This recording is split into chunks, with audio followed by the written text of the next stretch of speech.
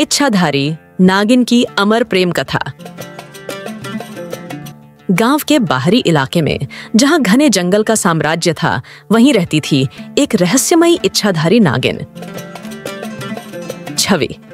उसकी आंखें जैसे काली रात के आसमान में चमकते सितारे हों, और उसकी चाल में एक अजीब सी कशिश थी। कहते हैं कि छवि कई सालों से अपने खोए प्रेमी की तलाश में थी, और उसकी यह अमर प्रेम कथा गांव में एक किंवदंती बन चुकी थी।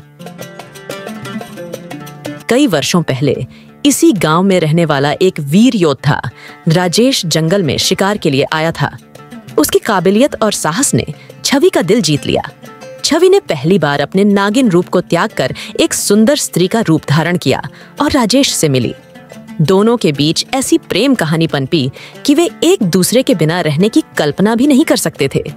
परंतु किस्मत को यह प्रेम मंजूर न था। एक दिन जंगल के एक साधु ने छवि और राजेश को साथ देखा। साधु को इस प्रेम में अनहोनी का संकेत महसूस हुआ। उन्होंने राजेश को चेतावनी दी, तुम्हें नहीं पता, ये स्त्री नहीं, एक इच्छाधारी नागिन है। एक दिन ये तुम्हें भस्म कर देगी। राजेश ने साधु की बात पर यकीन कर लिया और डर के मारे छवि से दूरी बना ली। यह दूरी छवि के दिल को चीर गई, पर उसने अपने प्रेम को छोड़ने का निर्णय नहीं लिया। एक दिन जब राजेश ने आखिरी बार उसे मिलने बुलाया, छवि ने उससे कहा, अगर मेरे प्रेम में सच्चाई नहीं है तो मैं इस धरती पर क्यों जीवित रहूं? मेरे प्रेम की निशानी के रूप में मैं यहीं रहूंगी, तुम्हारे इंतजार में, चाहे सदियां बीत जाएं। वक्त बीता। राजेश का परिवार शहर चला गया। कई पीढ़ियां बीत गईं, परंतु छवि ने अपने स्थान को नहीं छोड़ा। लोग कहते हैं कि आज भी जब पूर्णिमा की रात होती है तो छवि जंगल में एक काले नागिन के रूप में दिखाई देती है और अपने खोए हुए प्रेमी का नाम पुकारती है।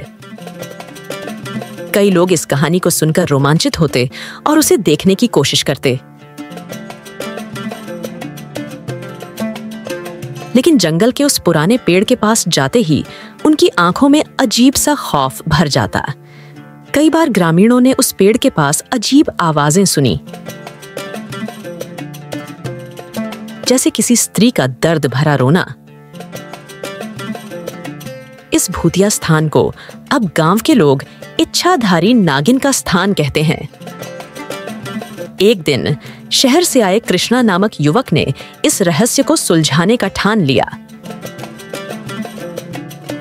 वह पुरानी कहानियों को सुनने और उन्हें समझने का शौकीन था। कृष्णा ने गांव वालों से छवि की कहानी सुनी और फिर निडरता से उस पुराने पेड़ की तरफ बढ़ा। वहां पहुंचकर उसने अपनी पूरी हिम्मत जुटाई और जोर से कहा, छवि, अगर तुम्हारा प्रेम सच्चा है तो मुझसे संवाद करो। वो शब्द हवा में गूंज गए और अचानक एक सन्नाटा छा गया। कुछ क्षणों बाद पेड़ के पास एक सुंदर स्त्री का धुंधला सा आकार प्रकट हुआ। उसकी आंखों में अनंत दर्द और विरह था।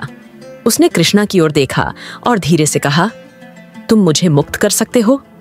कृष्णा उसकी करुणा से प्रभावित हुआ और पूछा, तुम्हारी मुक्ति कैसे हो सकती है? तुम्हें मुक्ति मिले। उस पल छवि का चेहरा प्रसन्नता से खिल उठा। उसकी आत्मा ने धन्यवाद किया और वह धुएं में विलीन हो गई।